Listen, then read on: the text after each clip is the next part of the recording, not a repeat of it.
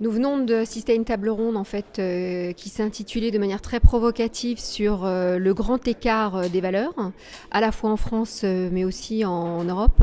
Les conclusions qui se sont finalement exprimées à l'issue de ces tables rondes, à la fois d'un point de vue de l'investisseur, à la fois d'un point de vue des conseils, c'est qu'effectivement on observe un écart de valeur entre les actifs très prime et les autres actifs dans des territoires beaucoup plus secondaires et qu'a priori l'écart ne va pas se réduire. Donc ça c'est la première chose.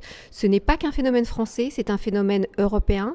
On observe une concentration des investissements dans toutes les grandes villes européennes pour des actifs prime, pour des actifs sécurisés, alors que dans les actifs ou les territoires plus secondaires, finalement, il n'y a pas vraiment d'appétit. Les gens ne croient pas vraiment que ces territoires vont repartir, qu'il va être facile de repositionner des actifs, par exemple. Donc, effectivement, l'écart est observé. L'écart va se creuser.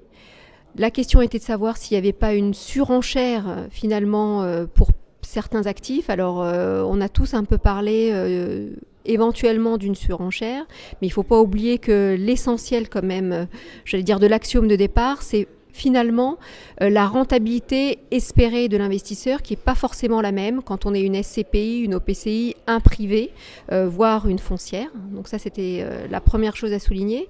La deuxième chose à souligner aussi, c'est qu'effectivement, on peut quand même observer, malgré ces tendances très générales, le fait que certains investisseurs ou acteurs essaient de se positionner sur des types d'actifs que moi j'appellerais un peu plus rock'n'roll. Et la conclusion, c'était qu'il fallait surtout pas espérer d'avoir un couple rendement-risque intéressant, mais que la probabilité, c'était d'avoir plus de risques sans rendement.